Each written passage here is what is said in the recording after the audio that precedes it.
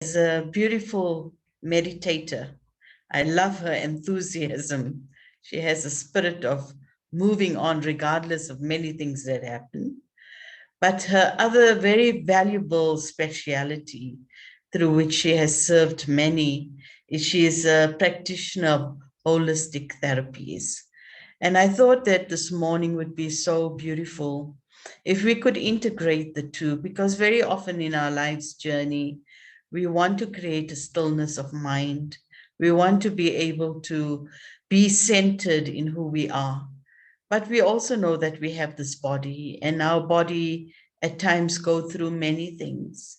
And I have seen whenever I've needed just to be recharged and restored in a certain way, Shanta has very quietly and powerfully helped the body to come back into that level of balance. So welcome, Shanta. Can you hear me, Thank you. Shanta? Yes, I can hear Yeah, you. good. Thank you, Sister Okay. Deepti. I Good can morning. see you really rising and shining because the sun is right in your face. I hope you're comfortable. Um, Shanta, so as much as one wants to create a powerful state of mind, and at times we learn the techniques of meditating, but our body is just as powerful. And sometimes when the body is going through a certain level of stress, as much as you want to concentrate in the mind, it becomes very difficult because maybe at times there's a pain or there's an anxious moment in your body. And these things, they're very real. They impact on us at a very powerful level. So, as a holistic practitioner, and you do a variety of different therapies, I feel that today you could offer us some very practical and valuable tips. But before we even start, tell us, Shanta, what do you do? I know you do a variety of things at the time of need, but what do you really practice as a holistic practitioner? Thank you, Sister Deepti, and good morning to everyone else that's listening in. Thank you for having me here today. It's such a pleasure to share this knowledge. I think over the last 20 or 30 years, I first started with studying aromatherapy and reflexology. But then I realized that I wanted a more holistic approach. And then I started to practice and to study Ayurvedic medicine under Dr. Rajan Kupan and under Dr. Sunil Joshi from India. And the fortunate part was because we used to make daily, yearly trips to India, I was able to go to Dr. Joshi's clinic in India to actually see how the Ayurvedic treatments were actually being practiced and how it was actually being used in India on a very wide scale. So I found that practice for me integrating all the holistic therapies. So that means mind, body, and soul. When we look at somebody, we don't just look at them as though they've got a headache or a migraine. We look at what's actually happening behind the person, their lifestyle, their diet, and exactly what the emotional situation is in the person. Like for me, I've studied many different therapies over the years, and when I look at somebody and I do a little consultation with them, I, I ask myself, what would be the best therapy to suit this person at this particular time? Like yesterday, I had an experience of going somewhere where somebody had lost their mom, and she was obviously very attached to her mom. And Sorry, Shanta, just one moment. I want you to either speak a little louder or I'm going to try and come and help you because I think you're a little soft. Okay, just keep going. Yeah. okay, so as I was explaining yesterday, I had a client that was just lost her mom. And so she was obviously very depressed, and with lots of the Indian, rituals and things that go on. I was just trying to say to myself, what would be the best therapy for her in terms of her emotional state and her body? Obviously, with lots of visitors and lots of things going on at home, she was physically exhausted, but more important, she was emotionally exhausted. And this is where I find the practice of bringing in what we call chakra balancing. It's just balancing all the energy points in the body that makes a very big difference to a person. It's so I'll go through the various points because that probably will help the listeners. Uh, when you're stressed as well, one of the most important points is actually the crown of the head. So when you focus on the crown of the head, you can imagine like the energy moving, and the area of this particular area on the crown of the head is the highest colors, which is lilac and purple. And if we look at a stone that's called amethyst, that would be the color that we could actually reflect on this zone where we open our energy centers and we just imagine that this beautiful energy is coming through. And that main thing is that we are connected to the source, that's God. And then the second most important point is when we stressed is the third eye. And that's a very important Chinese point as well. And when our third eye is all confused and muddled, we can't think clearly. So very important when you're feeling very stressed is just take your finger and just lightly massage this point in your forehead. And this is what we call the third eye. And it's also a very important meridian point in the Chinese medicine as well. And by massaging that, you just clear out the energy. And of course, in that case, you can start bringing in like meditation. And I know Sister Dipti you must have learned a lot from her in terms of the meditation. That is a lovely focus on just concentration and also changing the consciousness of your mind. Because if you're very stressed, your mind is in many different directions. You're thinking of a lot of different things. But when you bring it to a point of focus, you start being very gentle and quiet. The mind starts calming down. And when I think of this morning, one of our points was on powerful thoughts. You know, our thoughts are so powerful. When we have powerful thoughts, we can change the state of our mind. We can reframe our mind, which is very important in stressful situations. So that's the third eye, which is also very important. And then another So you just do this. So So you you just do just like do a this. circular motion and you just Yeah. sort of focus on this and just focus the energy on that. And the whole area and the aura of these colors, you can even bring in colors into your mind. The color of that is what we call the sodalite crystal. And that's like a very dark navy blue. So coming from the lilac, the next color would be your like a very dark blue, and that's the aura. If you did a Killian photograph of your body, that's the aura of that sort of color. It's a dark blue. So you can just focus your mind on that, focus on a color, or focus on a very on a color or a very powerful thought in that way. And also our thoughts, help as well. So if we're having a very stressed time, we need to reframe our mind and get away from that situation. We need to start thinking of something beautiful, some thought that will make us feel good. A time in your life when you were really happy, or a scenery like the sea, walking on the beach. I know that's Sister Dipti's favorite as well. It's walking along the ocean. I know that makes you very happy. And I'm sure it makes lots of other people very happy. So taking your mind, obviously, you're in a stressful situation, if you're at work or ever, take your mind off that situation. Bring your mind to something beautiful, bring your mind to a lovely scenery. In the Raj Yoga and meditation, we call it visualization. So visualize something very beautiful. Imagine looking at the beautiful sunflower behind me. Just looking at it makes you feel so happy and so bright. So just looking and focusing on something wonderful. And I find also that by starting the morning off with something positive, instead of looking at the news and wondering what's wrong in the world, let's start looking and seeing what's right in the world. I find that focus, no matter what's going on around me, if I focus on the things that are positive, because a lot of times ultimately, beside my positive thoughts, there's nothing I can really do about a lot of situations. Could I do something about the Ukraine? I'm too far away. But I can, with my thought and my positive thought and my good wishes, I can help and send out good vibrations to people. I can have positive thoughts that if somebody is suffering out there, that maybe whatever their situation is, that it's a situation of ease. And also That's love. wonderful. Yeah, Yeah, I something know else. as we go with time, so I want to ask you a few more questions with regard to your special practices. So sometimes people sit and I know you've covered this chakra and here, but people feel it here sometimes because in their workplace, they can't express themselves. They're feeling many things and they just can't express themselves. So often their throat chakra suffers a lot. What can they do to release this? I know sometimes you tell me just to tap and do things.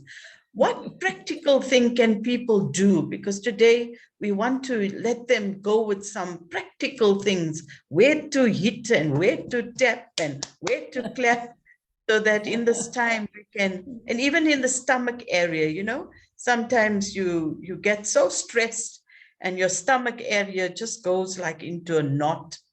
So we have just a short while because at 1:45 the next session starts. Just give us some of those very practical things we can do so that it helps us. We can tap and knock and whatever we have to do. Thanks. Wonderful. So, Sister Dipti, thank you for talking about the tapping. The tapping is one of the most important things that somebody could actually do on a daily basis, and it actually takes 5 minutes. And the funny part is, I actually do it in the shower sometimes because sometimes I forget in the day, and I find the shower is one place where I do have the time. What happens is when you tap on your head, millions of endorphins are released, and these are positive chemicals that are in our body. And tapping is one of the wonderful things that you can actually do, as a release. And when I think of my work situation, I worked in a hotel for 14 years. And one of the first things that come to mind is two things. One of the things that you can do is aromatherapy oils help a lot. They are beautiful oils like rose oil and neroli, but on a practical level, one of the most important oils for me was bergamot. Now, everyone knows about the bergamot oil. It's a citrus fruit and it's found in our Earl Grey tea. So if we have tea at work like chamomile and bergamot, these are things that we can keep in our drawer or in the kitchen. And if you're feeling very stressed, what you can do is just go and make a cup of tea. You can use the Earl Grey tea because it has the bergamot. Bergamot, the effect of the oil is very relaxing. It promotes positive thoughts, and also it's a very relaxing tea. And of course, the chamomile tea as well. And one of the other things that you can do at work on a practical level or when you're not at home is keep a few bottles of oil, aromatherapy oils. And what you can do is if you have a diffuser, you can just put a little oil in the diffuser, and that will actually help your whole office if it's stressed. The oils that you can have at work are chamomile, bergamot, and lavender. And everyone knows about lavender. Lavender is an all-purpose oil. You can use it for everything. So those are some of the three things that you can use at work. And having the tea, and also if you have recorded music, you can take a minute every hour. We call it in the Brahma Kumaris traffic control, and it's something that I practice strongly. Is on the hour when that music comes on for a few minutes, I just relax my mind and just get my mind off everything, and that way I refresh my mind and I reframe my mind. So in that way, it makes it very useful. So those are the kind of things you can do at work. And if you have the time, you can take a walk outside because being in nature always rebalances our own energies. Yeah.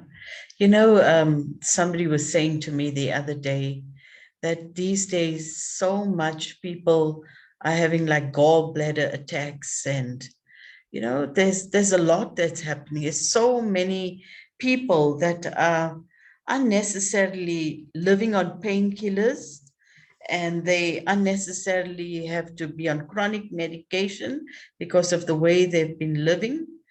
And so many operations that suddenly come like a gallbladder attack, or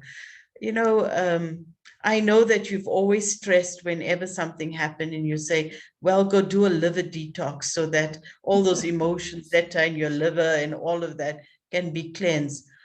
Tell us a little bit more about how to look after the body so that the mind can stay light. Okay, now we must remember our body is like a factory. Anything that's happening in the mind is happening in the body. Those are the hormones, and those are the emotions and the chemicals that are released in our body. So when we have a lot of anger, and that's our nature, is to get angry and to react. We must remember that those are all the emotions that are going into our liver. The liver is something that processes all the anger. And one of the other organs that get very stressed is our kidneys. The kidneys deal with physical stress and the kidneys deal with emotional stress. If I think of my client yesterday, the one thing that she had is she had terrible back pain. And that was actually due to the emotional stress. So, detox is something that people do not practice into their daily lives. And simple detox practices on a daily basis is firstly your hot water. If you want to drink hot water in the morning with maybe a slice of lemon or a slice of lime, I find lime is also very good. That actually helps a lot. And like for me, my simple practice at 3:30 in the morning, every morning is when I get up, before I sit down for my meditation, I have a pinch of turmeric with the hot water, and I have some black pepper, a very pinch of it. That's just to keep me strong and help me with all the viruses. And I use what we call is black salt. In Indian, the Indian culture, it's called kali nimak. I find that's one of the most inexpensive ways of detoxing. A pinch of that every morning, and then you start your day off with, this little concoction, and that really helps. But if you want to do a major detox, I would say once a year or twice a year, you can do what we call the liver gallbladder detox. And that is quite a hectic detox, but you can find it on the net. It's using Epsom salts, olive oil, and grapefruit juice. So if you want to do that detox, I think you'll have to contact Sister Dipti. She does it, so she'll give you the recipe for it.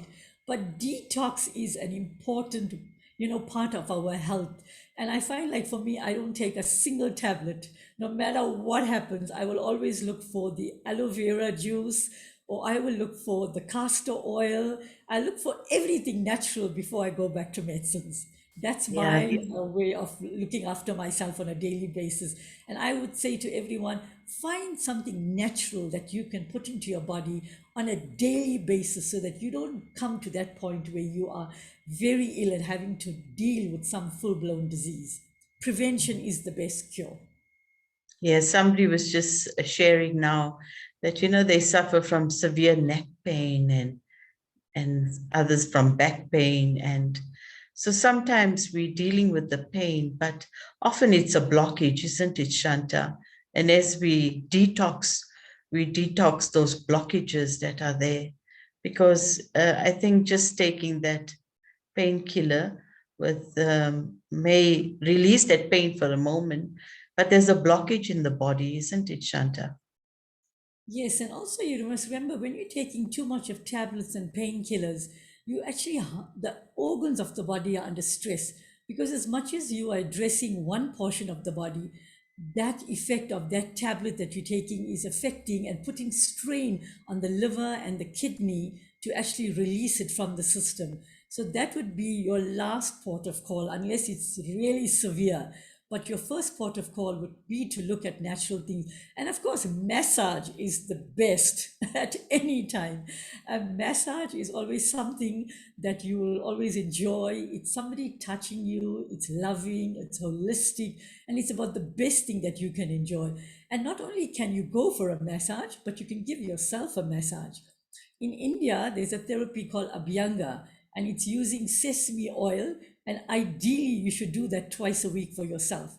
So all you do is take about 100 mils of sesame oil and heat it not in the microwave because that changes the chemicals, constituents.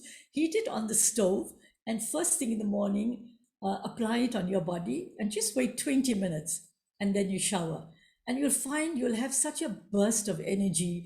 You'll have a natural detox. For ladies with cellulite, sesame oil is one of the best detoxes.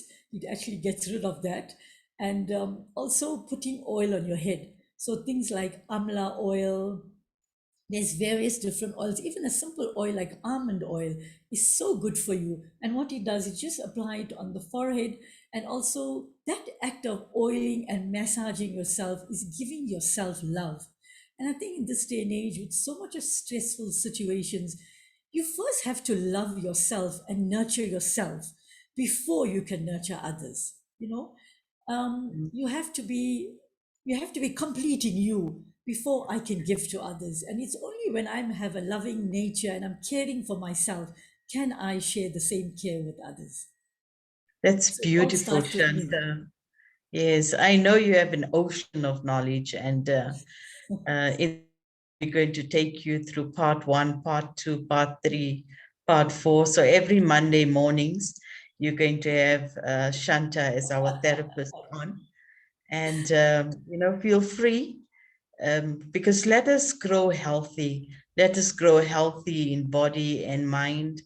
And so on a Monday morning, we're going to also listen to some health tips in this way, as we develop the week. And every week, Shantha, give us one practice. Just, I know time is going now.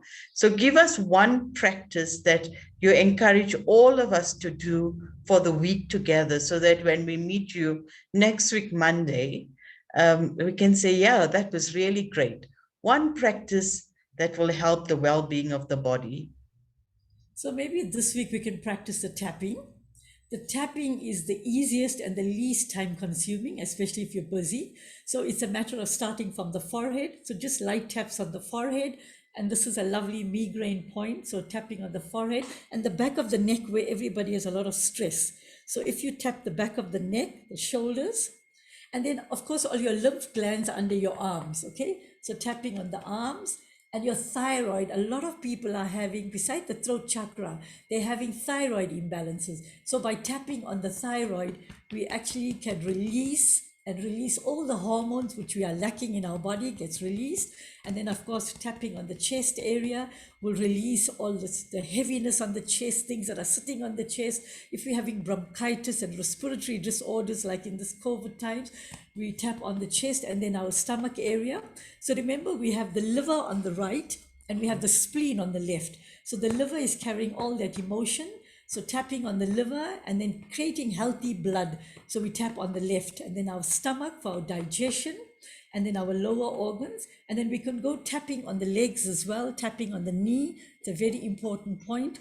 And there's also lymph areas behind the knee as well, and our ankles. So just start tapping with the entire body, and also don't forget it with your hands as well. So starting from the head right to the toe, tapping on every part of the body. So if you can do that for 5 minutes every morning, and then we'll get to hear some of the results next week, Monday, and see how you're feeling.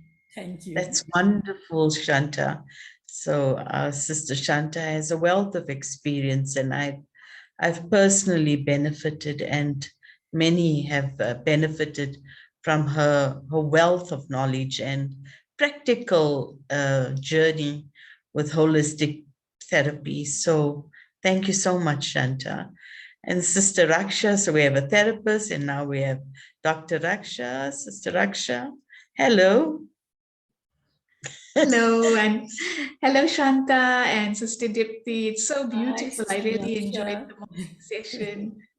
It's always so wonderful to take time for self-care, and you shared so beautifully, Shantha, about that importance. And so I'm also encouraged to do tapping this week, and I think it's going to be wonderful that every Monday we have you, and you can share with us tools, and such simple tools, and yet we don't make time for that self-care. So it's so important. Thanks again, Shantha and Dipti Ben. So it's wonderful that Monday is going to be Healthy Mondays.